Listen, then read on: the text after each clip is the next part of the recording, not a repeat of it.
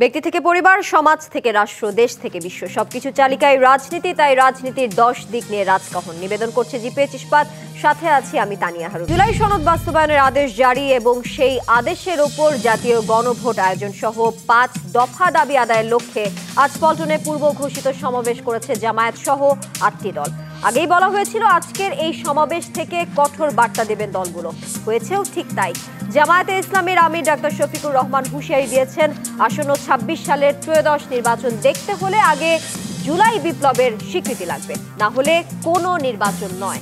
দলটির সহকারী secretary general Hamidur Rahman আজাদও হুমকির সুরে বলেছেন, গণভোট না হলে জাতীয় নির্বাচন হবে 2029 সালে। অন্যদিকে জাতীয় সনদের বাইরে কোনো সিদ্ধান্ত না নেওয়ার জন্য সরকারকে সতর্ক করেছে বিএনপি। এবার যদি নির্বাচন পিছিয়ে যায় তাহলে দেশ একটা ব্যর্থ রাষ্ট্রে পরিণত হবে জানিয়ে দলটির মহাসচিব মির্জা ফখরুল ইসলাম আলমগীর সরকারকে হুঁশিয়ারি দিয়েছেন, জুলাই জাতীয় সনদে উল্লেখিত বিষয়াদির বাইরে সরকার কোনো সিদ্ধান্ত ঘোষণা করলে সনদে স্বাক্ষরকারী কোনো দল তা মানতে বাধ্য থাকবে না। গণভোট ও জুলাই সনদের আদেশ নিয়ে বড় এই দুই দলের মধ্যে উত্তেজনাপূর্ণ সম্পর্ক বিরাজ করলেও সরকার এতে উদ্বিগ্ন নয়, বরং তারা আত্মবিশ্বাসী গণভোটের সময় নিয়ে যে সিদ্ধান্ত দেবে তা মেনে নেবে দলগুলো। বর্তমান প্রেক্ষাপটে বিএনপি জামায়াত মুখে যতই হুমকি দেখ না কেন, নির্বাচনের স্বার্থে সরকারের সিদ্ধান্ত মানা ছাড়া অন্য কোনো বিকল্প আছে দলগুলোর? ফেব্রুয়ারি নির্বাচন ঘিরে হুমকি পাল্টা হুমকি, ছাড় দেবে কে? এসব নিয়ে আলোচনায় আজ রাজকাহন স্টুডিওতে আছেন বিএনপি চেয়ারপারসনের উপদেষ্টা আব্দুল সালাম, আছেন রাজনৈতিক বিশ্লেষক ডাক্তার জাহিদুর রহমান এবং আছেন সিপিবির সাবেক সাধারণ সম্পাদক রুহিন হোসেন প্রিন্স। আপনাদের তিনজনকে আজকে রাজকাহনে স্বাগত জানাতে চাই। শুরুটা করতে চাই রুহিন হোসেন প্রিন্স আপনাকে দিয়ে। জুলাই জাতীয় সনদ বাস্তবায়নের যে পদ্ধতি এবং গণভোটের সময় নিয়ে যে দ্বন্দ্ব, সেই বিষয়ে সরকার যে সিদ্ধান্ত নেবে তা দলগুলো মেনে নেবে এমনটা মনে করছে অন্তর্বর্তী সরকার। নাম প্রকাশে অনিচ্ছুক একজন উপদেষ্টা বলছেন, রাজনৈতিক দলগুলো যতই পাল্টাপাল্টি হুমকি দিক, শেষ পর্যন্ত নির্বাচনের স্বার্থে সরকারের পক্ষ থেকে যে সিদ্ধান্ত আসবে তা তারা মেনে নেবেন, এমনটা আশা প্রকাশ করছেন অন্তর্বর্তী সরকার। আপনিও কি তাই মনে করেন? বর্তমান প্রেক্ষাপটে সরকার যে সিদ্ধান্ত দেবে সেই সিদ্ধান্ত দলগুলো মানতে বাধ্য, নাকি তাদের কাছে আসলে অন্য কোনো বিকল্প পথ আছে? আচ্ছা, ধন্যবাদ আপনাকে। আমি বিশিষ্ট আলোচকদেরকে ধন্যবাদ জানাচ্ছি। আমি সরাসরি কথায় যাই যে আমরা ঠিক কথাটা কোন সময় বলছি। আজ হচ্ছে নভেম্বরের 11 তারিখ। আমাদের প্রধান উপদেষ্টা তিনি কিছুদিন আগে উচ্চ পর্যায়ের অনেকের সাথে বৈঠকে জানালেন যে 15ই নভেম্বরের মধ্যে উনি নির্বাচনের চূড়ান্ত প্রস্তুতি দেখতে চান। আমাদের নির্বাচন কমিশন সরকারের চিঠির পরে পরিষ্কার করে বলেছে যে ডিসেম্বরের প্রথম সপ্তাহে তফসিল ঘোষণা করা হবে। আমরা বলেছিলাম পারলে তফসিল ঘোষণা আর একটু আগায় নিয়ে আসা হোক, তো সেটা আমি বাদ দিলাম। তাহলে প্রধান কোনটা কাজ? নির্বাচন প্রধান কাজ। আজ থেকে 3-4 মাস আগের আলোচনা আর অন্য এখনকার 11ই নভেম্বরের আলোচনা এক না। সুতরাং এখন আমাদের সামনে প্রধান কাজ হচ্ছে এই সময়ের মধ্যে অবাধ, সুষ্ঠু, গ্রহণযোগ্য নির্বাচন আয়োজন করা। সুতরাং আমি মনে করি যে সরকারের এমন কোনো পদক্ষেপ নেওয়া উচিত হবে না যা এইখানে নতুন বিতর্কের সৃষ্টি করতে পারে। বরঞ্চ একেবারে এবার আমি ফিরে যাই 24 সালের শুরুর কথা। আমি প্রধান উপদেষ্টার কথাই যদি ফিরে যাই, আমাদের সাথে একাধিক বৈঠকে, পরে পত্রিকাতে উনি সাক্ষাৎকারে এবং টেলিভিশন এবং মিডিয়াতে উনি বলেছিলেন, ঐক্যমত্য মানে যতটুকু সব দল শতভাগে একমত হবে সেটা ধরা হবে, আর যেসব বিষয়ে 19-20 আছে চেষ্টা করা হবে ঐক্যমত্য হওয়া। তো উনি ওনার ওই কথাটা ঠিক রাখার পরে আমার মনে হয় এখন আমাদের সামনে একটাই পথ আছে, নির্বাচনের সুনির্দিষ্ট জায়গায় যাওয়া, আর যেসব বিষয়ে ঐক্যমত্য হয়েছে সেটা যাতে, যেগুলো আমরা আগেও বলে আসছি এখনও বলি, যে সরকার বলতে পারে যে আমি নির্বাহী আদেশে আমি এখন এইগুলো বাস্তবায়ন করতে পারি, ইতিমধ্যে এইগুলো করেছি বা আমি এই সময়ের মধ্যে করব। আর সংবিধান সংশোধনের সাথে যেগুলো জড়িত, ইতিমধ্যে ঐক্যমত্য কমিশনের আলোচনার সময় যে আলোচনাগুলো হয়েছে তাতে কিন্তু রাজনৈতিক দলগুলো যে অঙ্গীকার ব্যক্ত করেছে, জাতির সামনে অঙ্গীকার ব্যক্ত হয়ে গেছে। সুতরাং এখন গণভোট, সময়, নানা বিষয় নিয়ে যে বিতর্ক আছে, এই বিতর্কের মধ্যে সরকারের ঢোকা উচিত না। বরঞ্চ বলা উচিত যে আমি আশা করব আগামী এই নির্বাচনের পরে নির্বাচিত সংসদ যে যে কাজ করেছে কোনোটা মানে কালক্ষেপণ না করে সেগুলো বাস্তবায়ন করবে, যে যেটা অঙ্গীকার করেছে যার যার অঙ্গীকার অনুযায়ী বাস্তবায়ন করবে। এবং যদি বাস্তবায়ন না করে সে জনগণের উদ্দেশ্যে বরঞ্চ একটা আইডিয়া রেখে যেতে পারে যে জনগণ আপনারা এ ব্যাপারে পাহারাদারের ভূমিকা পালন করে এটা করবেন, এইটা আর্জ এর বেশি অন্য কিছু যদি এখন করতে চায়, আজকে আপনি খবরে যেগুলো দেখালেন বা যা বাস্তবতা দেখছি, তাতে অন্য কিছু করতে যাওয়া মানে হচ্ছে আমরা যে গণতন্ত্রের পথে হাঁটার জন্য যে নির্বাচনের কথাটা বলছি, সেটাই একটা সংকটে পড়বে। এবং এই কথা পরিষ্কার করে আমাদের দিক থেকে, বামপন্থীদের দিক থেকে অনেকদিন ধরে বলে আসছি যে যদি এইবার এই নির্ধারিত সময়ে নির্বাচন না হয় এবং সংকটে পড়ে, তাহলে আমরা দীর্ঘমেয়াদী একটা অগণতান্ত্রিক শাসনে পড়ে যেতে পারি। এবং ভূরাজনৈতিক কারণে আমরা কিন্তু এখন নানা ধরনের সংকটের মধ্যে আছি। অভ্যন্তরীণ অর্থনীতির সংকট সহ অন্যটা আমি আলোচনা নাই বা এখন করলাম। সেই সংকট আমাদের দেশকে একটা বড় ধরনের অগণতান্ত্রিক শাসনে ফেলে দেবে। সুতরাং আমার প্রত্যাশা থাকবে সরকার এ ব্যাপারে সর্বশেষ দায়িত্বশীল আচরণ মানে হচ্ছে এটাই। আমি খালি দায়িত্বশীল আচরণ করবে বলে শেষ করতে চাই না, তার কাছ থেকে আমরা নির্বাচনের ব্যাপারে সুনির্দিষ্ট কার্যক্রম কি এবং সে ব্যাপারে রাজনৈতিক দলগুলোর কাছে যদি তার কোনো বক্তব্য থাকে সেটাই বলতে পারে। অন্য কে কি বললো এটাকে রাজনৈতিকভাবে বলবে। আমাদেরও 14 তারিখে একটা সমাবেশ আছে সরোয়ার্দী উদ্যানে, সেখান থেকে আমাদের কথা বলবো। বিএনপি বলেছে, এমনি নর্মালি আমরা বলছি। তো এখন এই সব কথা শুনে আবার নতুন করে একটা ঐক্য করে কিছু করার সময় আমাদের হাতে নেই এবং এটা এখন অপ্রয়োজনীয় বলে আমরা মনে করছি। জি, ডাক্তার জাহিদুর রহমান, জুলাই সনদ বাস্তবায়ন আদেশ ও গণভোট নিয়ে যে বিতর্ক, তারই মধ্যে 8 দলের সমাবেশে জামায়াতের আমির বলেছেন 26 সালে নির্বাচন দেখতে হলে আগে জুলাই বিপ্লবের স্বীকৃতি প্রয়োজন, দরকার হলে সেই স্বীকৃতি ছাড়া কোনো নির্বাচন হবে না, এমনটা হুঁশিয়ারি দিয়েছেন তিনি। দরকার হলে 26 সালে নির্বাচন 29 সালে করতে হবে, এমনটা তিনি বলেছেন। এখন প্রশ্ন হচ্ছে, যেই স্বীকৃতির জন্য জামায়াত সহ অন্যরা দাবি করছেন, সেই স্বীকৃতি কি কেবল জুলাই আদেশের জারি এবং নির্বাচনের আগে গণভোট দিলেই পাওয়া হয়ে যাবে?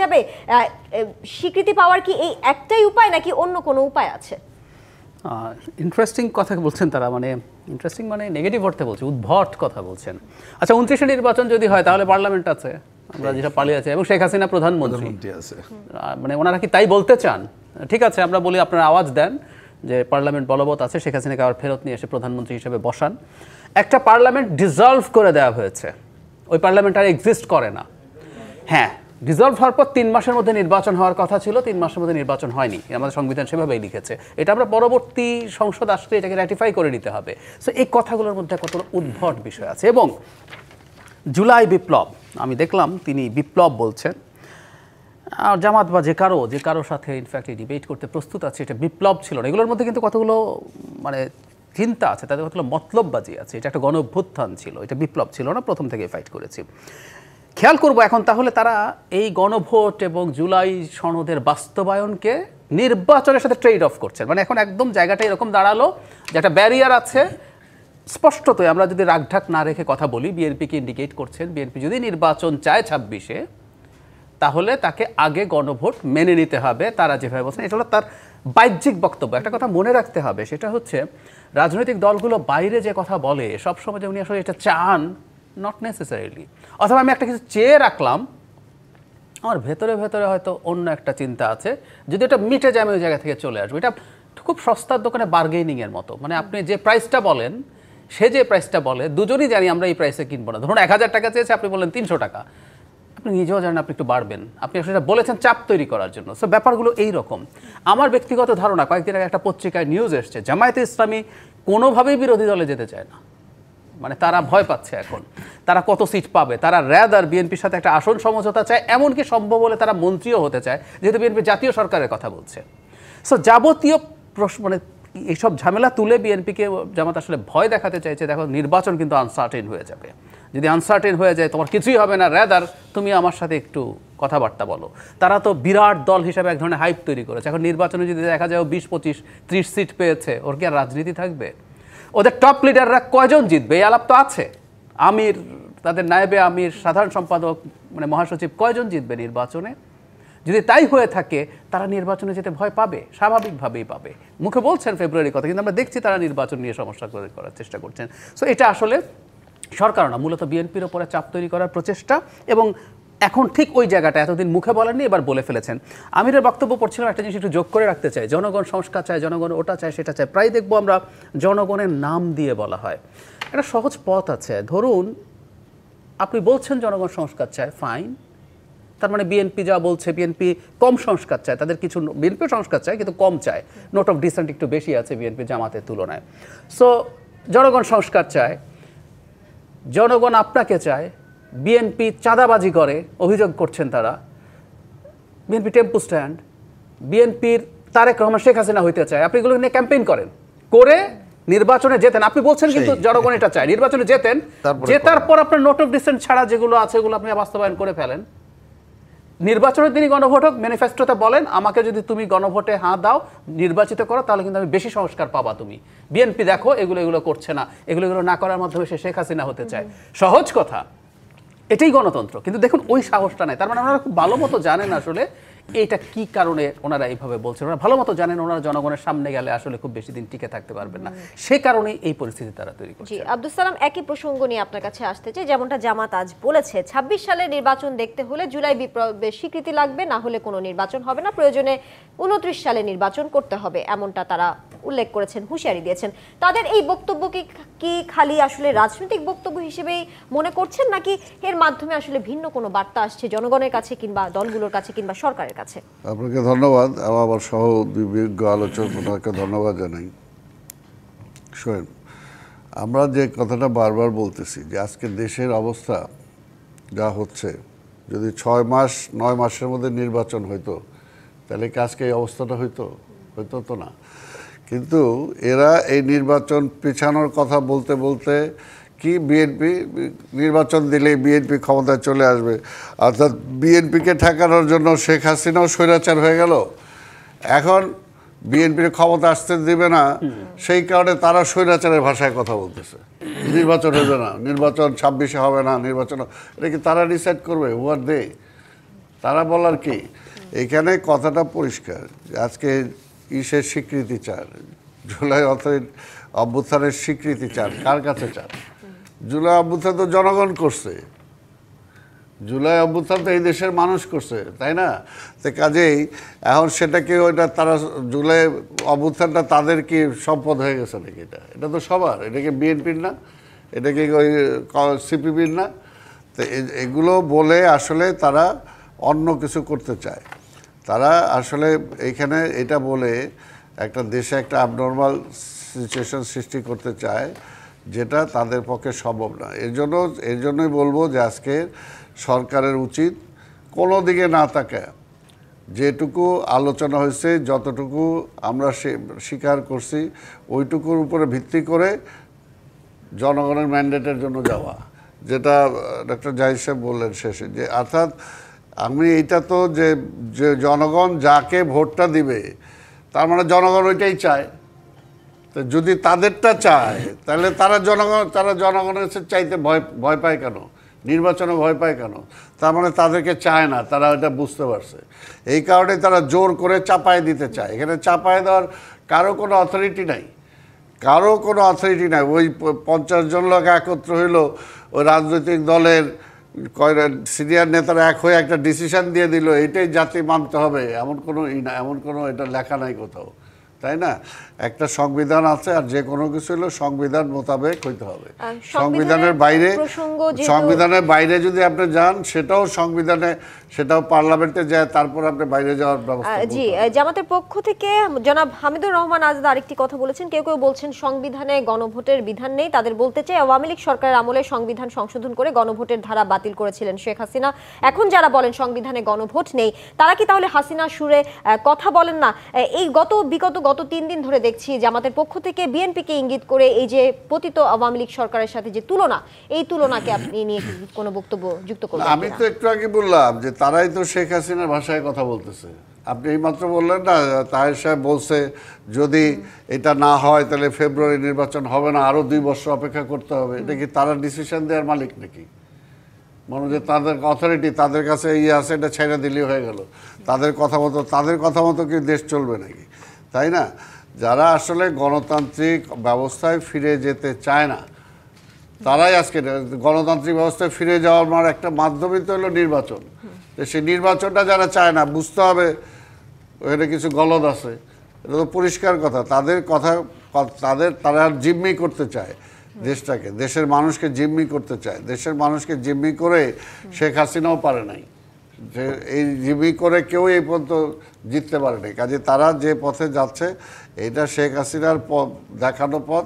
আর আজকের এই যে তাদেরকে সময় দিয়ে, এই যে আমরা বললাম যে আমরা যে 6 মাসের মধ্যে নির্বাচন চাইছিলাম, এটা যে আজকে যুক্তিযুক্ত, আজকে দেশের পরিস্থিতি দেখে মনে হয় যে পরিষ্কার। যদি 6 মাসের মধ্যে একটা নির্বাচিত পার্লামেন্ট আসতো, তাহলে আজকে যে কথাগুলো ওই পরাজিত আওয়ামী লীগ বলতেছে সেই কথাগুলো বলতে পারতো না, আজকে দেশে অর্থনীতির এই অবস্থা হইতো না, আজকে জিনিসপত্রের দামও কমে আসতো, অর্থাৎ মানুষের জীবন একটা স্বাভাবিক অবস্থা আসতো।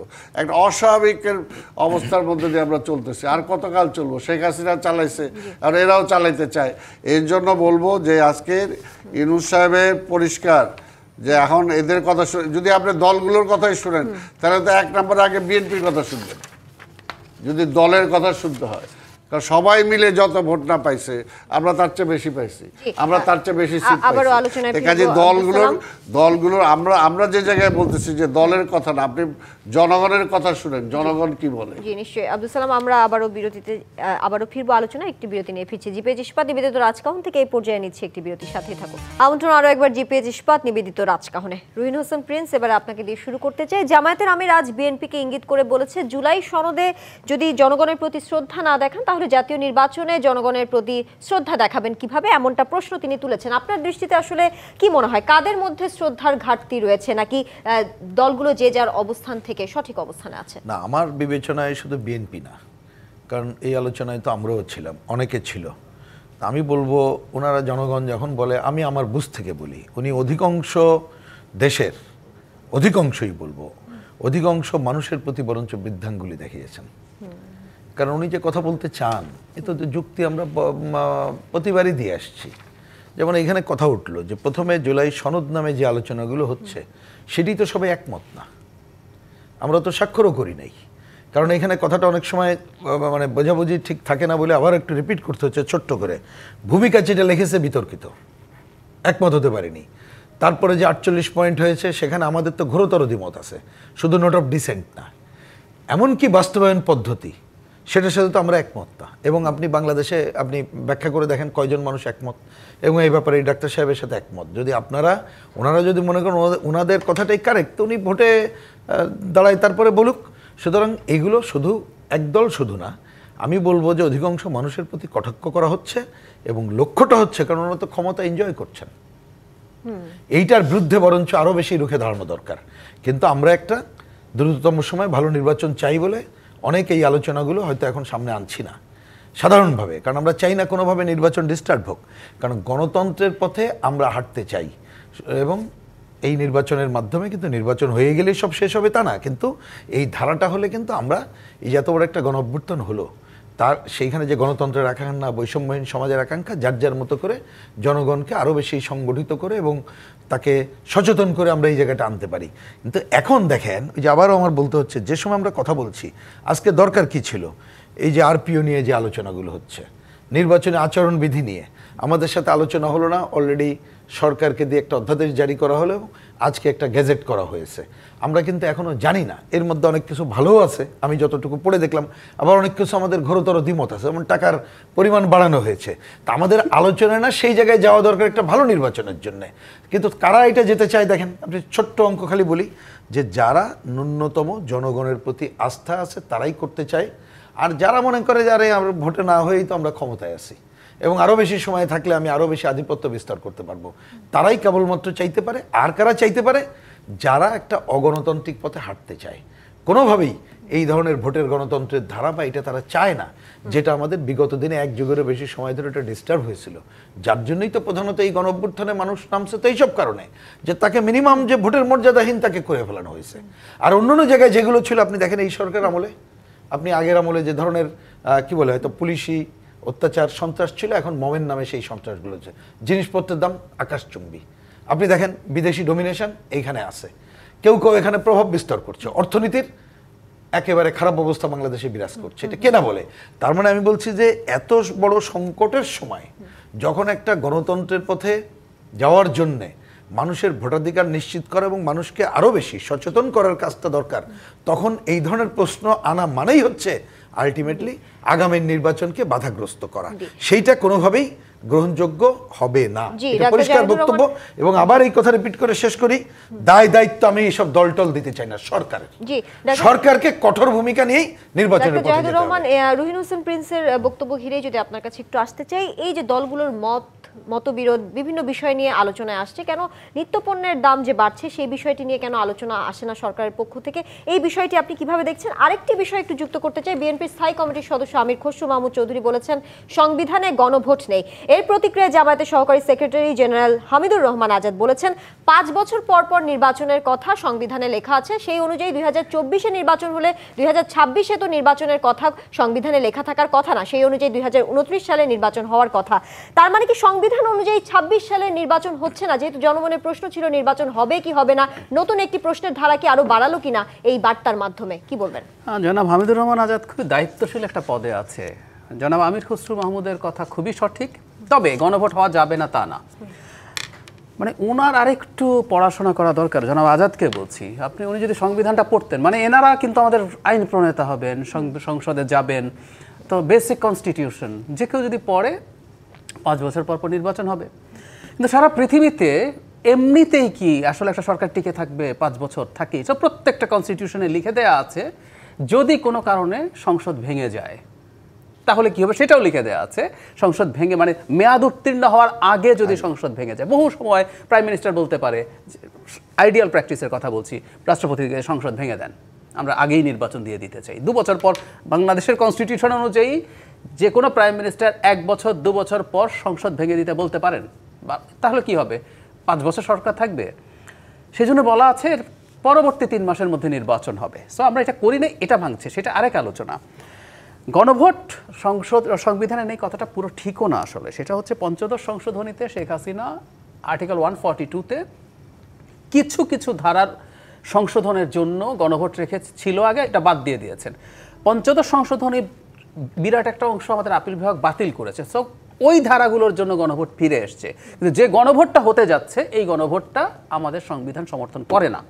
কিন্তু এখানে একটা কিন্তু আছে, সংবিধান সমর্থন করে না এমন কাজ আমরা করে ফেলতে পারি, আগে করে ফেলতে পারি, করার পর আমরা আসলে পরবর্তী সংসদে গিয়ে এটাকে সংবিধানের পার্ট করা যায়। আমাদের একাদশ সংশোধনী এরকম একটা সংশোধনী, যখন এরশাদ পতনের পর প্রধান বিচারপতি উপরাষ্ট্রপতি হয়েছিলেন, নির্বাচন করেছিলেন, পরে উনি আবার প্রধান বিচারপতি পদে ফিরে গেছেন।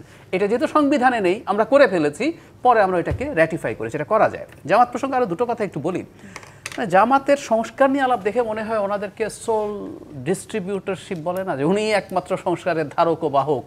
শেখ হাসিনার বিরুদ্ধে লড়াই আর একটু বলি। ওনারা জুলাইতে ছিলেন, জুলাইতে বিএনপি ছিল, জামাতের চাইতে বেশি ছিল, সব শ্রেণী পেশার মানুষ ছিল। কিন্তু শেখ হাসিনার বিরুদ্ধে পুরো লড়াইটার কথা যদি আমরা আলোচনায় আনি, যখন তাদের নেতাদের ফাঁসি দেওয়া হচ্ছিল তখন কিছুদিন তারা মাঠে ছিলেন। এরপর 14 সালের পর থেকে এই দলটা পুরোপুরি লুকিয়ে গিয়েছিল, গর্তে ঢুকে গিয়েছিল। আমি একটা প্রশ্ন করতে চাই, এই প্রশ্নের জবাব জামাত কীভাবে দেবেন আমি জানি না। 2023 সালের 28 অক্টোবর বিএনপি একটা মহাসমাবেশ ডাকলো ঢাকায়, লক্ষ লক্ষ মানুষ ছিল। বিএনপি মার খাচ্ছে পুলিশের, মারাও গেল, পাল্টা মার দেওয়া উচিত ছিল বলে আমার মনে হয়, প্রতিবাদ করা। যাই হোক, সেটা অন্য আলোচনা, কিন্তু বিএনপি মার খাচ্ছে। সেদিনই ডিফারেন্ট একটা জায়গায় জামাত অসাধারণ একটা সমাবেশ করে, সুশীল সমাবেশ করে ফেরত গেছে। জামাত মার খায়নি কেন তখন? সো কার সাথে কার কি ছিল সম্পর্কগুলো আমরা বলতে পারি, সম্পর্ক এই কথাগুলো আলাপে আনতে হবে। তারা এখন সংস্কার নিয়ে যে অ্যাটিটিউড দেখাচ্ছেন, অথচ এই সংস্কার নিয়ে একটু যদি বলি, বিএনপির একটা 27 দফা ছিল সম্ভবত বহু আগে, 24 সালের নির্বাচনের 2-3 বছর আগে থেকে গণতন্ত্র মঞ্চ সহ আরো দলগুলোর সাথে সংস্কারের যে ইস্যুগুলো আছে সেগুলো নিয়ে আলাপ করেছে, করে 31 দফা হয়েছে। আজকে জামাত মনে হচ্ছে ওই যে বলে না, more Catholic than the pope. জামাত সেই অবস্থা হয়েছে যে সংস্কার তারা এর আগে কখনো কথা বলেনি। তাহলে আমি ওই জায়গাটায় আসি, কেন এগুলো বলছেন বারবার? ওনারা আসলে নির্বাচনকে একটা মানে জিম্মি করে, নির্বাচন হওয়াকে জিম্মি করে তাদের কিছু দাবি দেওয়া আছে। এই হচ্ছে আব্দুল সালাম, জুলাই জাতীয় সনদের বাইরে কোনো সিদ্ধান্ত না নেওয়ার জন্য বিএনপির পক্ষ থেকে সরকারকে সতর্ক করা হয়েছে। অর্থাৎ জুলাই জাতীয় সনদে উল্লেখিত বিষয়াদির বাইরে যদি কোনো সিদ্ধান্ত নেওয়া হয়, তখন রাজনৈতিক দলগুলো যারা সনদে সই করেছেন, স্বাক্ষর করেছেন, তারা মানতে বাধ্য থাকবে না। তখন সরকারের উপর দায়ের একটি বিষয় আপনারা বলেছেন। সমঝোতার জন্য তো আপনাদেরকে 7 দিনের সময় বেঁধে দেওয়া হয়েছিল, আপনারা সেই আলোচনার জন্য অগ্রসর হন নাই। এখন সিদ্ধান্ত আপনাদের বিরুদ্ধে যদি যায়, তার জন্য সরকারকে আসলে দোষারোপের কোনো সুযোগ থাকছে কিনা? আপনাদের কোর্টে তো বল দেওয়া হয়েছিল, আপনারা সেই সুযোগ নিলেন না কেন? শোনেন, ওরা সময় বেঁধে দেয় আর কি রাজনৈতিক দলগুলোকে, এটা আমি এর আগেও বলছি, এটা তাদের দায়িত্ব, তারা অন্যের কাঁধে চাপায় দেয় কেন? তারা যে আজকে সরকারি বেতন নিতেছে, সরকারি গাড়ি ব্যবহার করতেছে, সরকারি সব রকম পাবলিকের সুযোগ সুবিধা তারা নিচ্ছে, কি তাদের কাজটা কি? তাদের প্রধান কাজটাই হলো একটা নির্বাচন, ভালো একটা নির্বাচন করে নির্বাচিত প্রতিনিধিদের কাছে ক্ষমতা দিয়ে তারা চলে যাওয়া। তো সেই কাজটা তো তারা করবে, এটা তারপর তারা ডাকতে পারে, তারা বলতে পারে যে আসেন এটা কথা বলি, সেটা একটা দলকে বলে দিল ওই দল আমাদেরকে ডাকবে।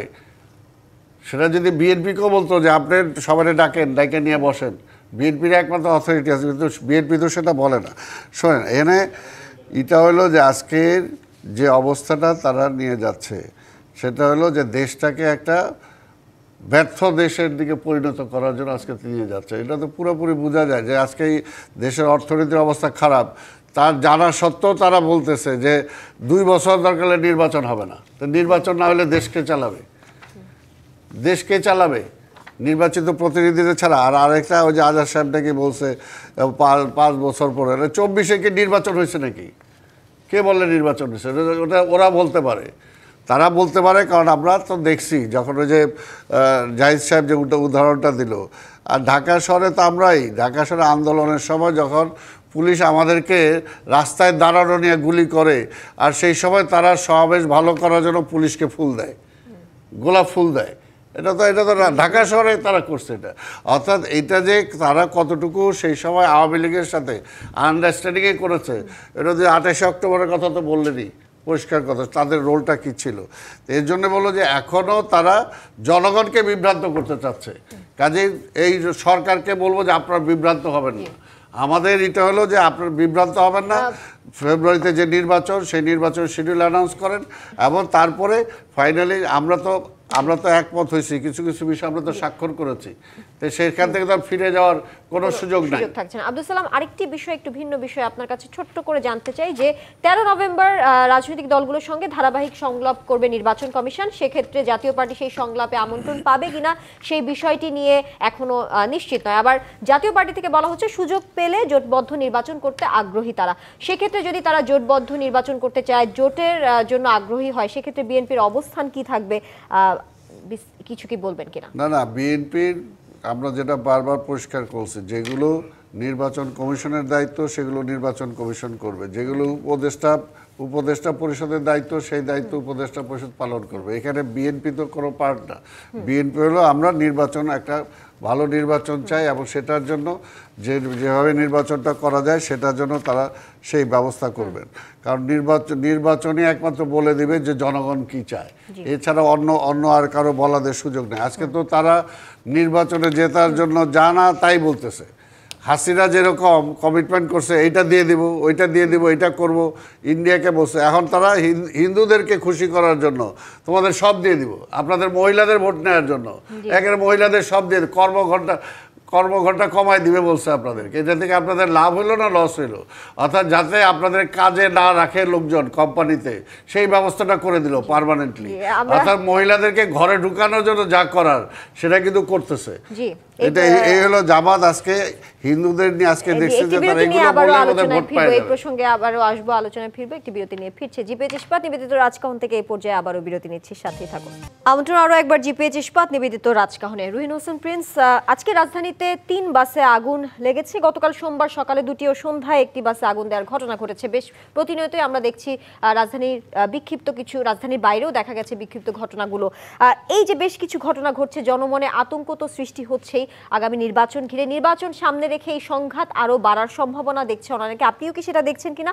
আর সরকার কেন এখনো এই বিশৃঙ্খলাগুলো থামাতে পারছে না? কেন থামাতে আসলে মানে অসফল হচ্ছে আপনার কি মনে হয়? যেহেতু আইন শৃঙ্খলা বাহিনী এখনো তৎপর আছে, কেন এই বিশৃঙ্খলা? আমি এই বিষয়ে ছোট ছোট করে বলি। প্রথম কথা, হ্যাঁ, এটা তো মোটেই কাঙ্ক্ষিত না, এবং এই পরিস্থিতি যদি চলতে থাকে তাহলে শুধু নির্বাচন না, আমরা এই যে বললাম যে দেশের যে নানা সংকট, এগুলো কিন্তু বৃদ্ধি পাবে, এবং সবচেয়ে বেশি ভুগবে কারা জানেন? সাধারণ মানুষ, গরিব মানুষ। এটা মনে রাখতে হবে। জীবন জীবিকার উপরে আঘাত, ভয়ের আঘাত, আমাদের শিশু, নারী, বয়স্ক লোক রাস্তায় চলাফেরা করতে পারবে না, অর্থাৎ একটা সংকটে পড়বে। এটা নিয়ে কোনো দ্বিধাদ্বন্দ্ব নেই। কিন্তু আমাদের পরিষ্কার বক্তব্য, আমরা কিন্তু অনেকদিন ধরে বলে আসছিলাম যে শুধুমাত্র নির্বাচন না, নির্বাচনকে সামনে রেখেও বটে, ডাবল কাজের জন্যে সরকারকে আইন শৃঙ্খলা পরিস্থিতি উন্নয়নের জন্যে জিরো টলারেন্স দেখিয়ে কাজটা করতে হবে। সরকার কিন্তু এই কাজ করে নাই। ধরুন এটা করতে গেলে আপনি খেয়াল করেন যে 5ই অগাস্টের পর এখানে জেলখানা থেকে লুট হয়েছে না, জেলখানা থেকে জঙ্গিরা বেরিয়ে গেছে না, অস্ত্র যেগুলো গেছে এখনও কি উদ্ধার হয়েছে? হয় নাই। থানা সহ বিভিন্ন জায়গায় আমাদের যৌথ বাহিনী মাঠে, তাহলে এগুলো কেন হচ্ছে না? আমরা বরঞ্চ খবর পাচ্ছি তাদের মাধ্যমেই যে ওই যে বার্মা এবং অন্যান্য অঞ্চল থেকে দেশীয় অস্ত্র, মানে বাইরের অস্ত্র আসছে, দেশে অস্ত্র তৈরি করা হচ্ছে। তো এই জায়গাগুলোতে আইন শৃঙ্খলা যারা উন্নয়ন করবে তাদেরকে আস্থায় রাখার জায়গা তো আমরা দেখছি না। কালকেও তো একটা সোশ্যাল মিডিয়াতে একটা ভিডিও দেখছিলাম যে একজন পুলিশ ভাই এক জায়গায় দায়িত্ব পালন করতে যাচ্ছে, তাকে একটা ছেলে সে এসে এমনভাবে কথা বলছে, তিনি বলছেন পারলে মারলে আমাকে মারো, মেরে ফেলো। তারপরে আপনি জায়গাটা কোথায় চলে গেছে? এবং এর দায় পুরোপুরি সরকারকে নিতে হবে।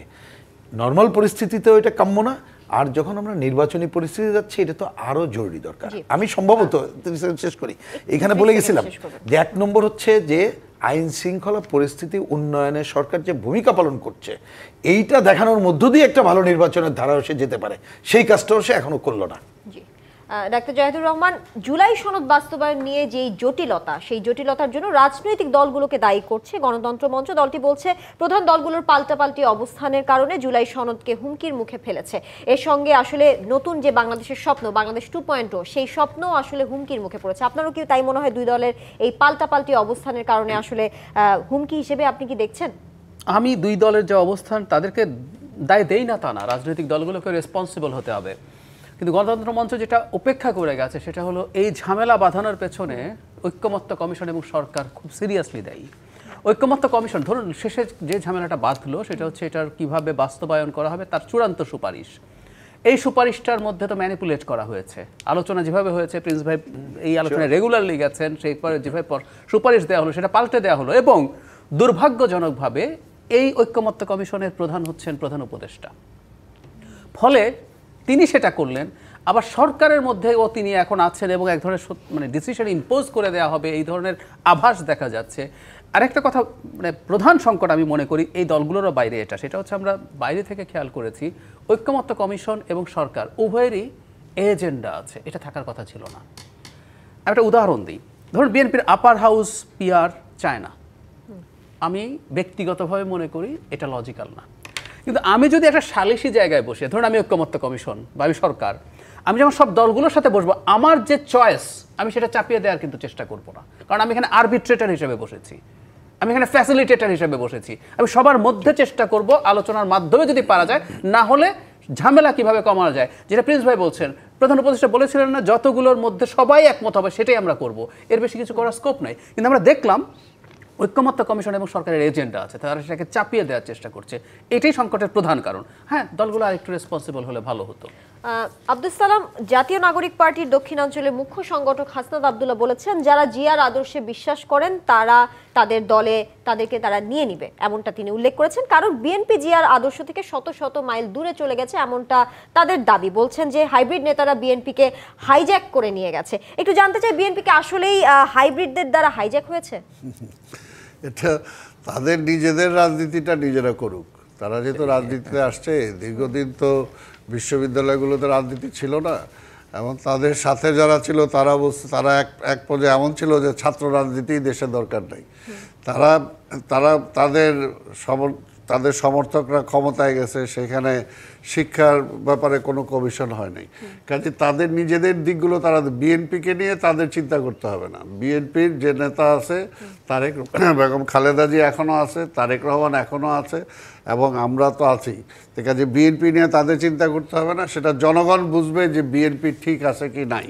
এই জন্যে আমরা বারবার বলছি নির্বাচনের কথা। কাজে এখানে যে এটা বললেন ডাক্তার সাহেব, যে কথাটা বললেন যে আসলে বানরের পিঠাভাগের মতো অবস্থা হয়েছে সরকারের অবস্থা, অর্থাৎ ওরা নিজেদের একটা চাপায় দেওয়ার জন্য, এই যে কোথায় সবাই আমরা জুলাই সনদে স্বাক্ষর করলাম, এরপরে তো হাসি খুশির মধ্যে নির্বাচন শুরু হয়ে যাবে, তারা আবার সেটা ব্যাক টু প্যাভিলিয়নে আবার নিয়ে গেল। অর্থাৎ তারাই একটা জটিলতা লাগাই থেকে আজকে তারা সেগুলো কি করতে চায় এটা তারাই বলতে পারবে। এর জন্য বলবো যে আজকে দেশের আর যাতে ক্রাইসিসটা না বাড়ে। 2 দিন আগে দেখলাম যে সীমান্তের কাছাকাছি ভারত বানাইতেছে দুইটা জায়গাতে, এটার ব্যাপারে সরকারের ব্যাখ্যা চাই আমি। সরকার কি জানতে চাইছে কিনা ভারতের কাছে যে এই ধরনের কেন তারা করতেছে? বাংলাদেশ কি যুদ্ধ করার জন্য প্রস্তুতি নিতেছে? তাহলে তারা কেন এটা করতেছে? কাজে তারা ওইদিকে দৃষ্টি দেখ, এবং ওইদিকে দৃষ্টি দিতে তারা যদি ব্যর্থ হয়, তাড়াতাড়ি একটা নির্বাচিত সরকারের কাছে আর তারা দায়িত্বটা অর্পণ করার জন্য চেষ্টা করুক। কাজে অন্যদিকে দৃষ্টি দিতে যায় তারা দেশটা লণ্ডভণ্ড করে ফেলাইছে। আজকের দেশে যে সমস্যা বাড়তেছে, ধর বেকার, আর কয়দিন পর্যন্ত বেকার মানুষই লুট করা শুরু করে দিবে, কারণ বেকারের সংখ্যা বাড়তেছে, জব নাই, কিছু নাই, তারপর অর্থনীতিতে নতুন কোনো সংযোজন হচ্ছে না। কাজে একটা ব্যর্থ রাষ্ট্রের দিকে দেশটা ছেড়ে দিচ্ছে আজকে যারা আন্দোলনের নামে যারা আজকে যা করতেছে। এবং আজকে আমি প্রথমেই বলেছি যে আজকে যে এই যে আগুন বলতেছেন, ভিডিও জ্বালাও পড়া শুরু হয়েছে, এগুলো তো সরকারের দুর্বলতার জন্য এবং নির্বাচন পিছিয়ে দেওয়ার জন্য, যারা বিএনপিকে ক্ষমতায় যাতে না আসতে পারে এর জন্য তারা ঠেকাইতে যায়, দেশকে ঠেকাই দিতেছে। দেখা যায় এইটা থেকে আল্লাহর হস্তে সব কিছু আর বাদ দিয়া যদি এই স্বাক্ষরের পরে নির্বাচনের ট্রেনে নেমে যেত, তাহলে কিন্তু আজকে দেশের অবস্থা আরও ভালো থাকতো। কাজে দেরি না করে অতি দ্রুত নির্বাচনের প্রসেসে সরকার চলে যাক যদি দেশটাকে রক্ষা করতে চায়। জি, একটু ছোট্ট করে জানতে চাই, বিএনপি, জামায়াত, এনসিপি সহ বেশ কয়েকটি দল তাদের সম্ভাব্য প্রার্থী ঘোষণা করে নির্বাচনী ট্রেনে উঠে পড়েছে বলা যায়। সেখানে এখন সনদ বাস্তবায়নের দাবি নিয়ে জামায়াতের এই যে রাজপথে থাকার যৌক্তিকতা কতটুকু দেখছেন? 30 সেকেন্ড। এটা কোনো যুক্তি নাই। এটা হলো যে তারা একটা আন্দোলন, আগে ছিল না আন্দোলনে, এখন এই সরকারের আমলে আন্দোলন শুরু করছে। আগের সরকারের সময় তো কোনো আন্দোলনের ছিল না, কোনো আন্দোলনই জাতীয় স্বার্থে কোনো আন্দোলনে তারা করে নাই। এখন আন্দোলন শুরু হয়ে গেছে। জাতির রক্ষা কবচ কি তারা নাকি? জাতির বিবেক কি একমাত্র তারা নাকি? তো জাতি হলো জনগণ, তো জনগণের কাছে যাইতে দিতে চায় না এই সরকারকে, বা নির্বাচনের মাধ্যমে জনগণের কাছে তারা যাইতে দিতে চায় না, কারণ তারা জনগণকে ভয় পায়। জনগণ তাদের সাথে নাই।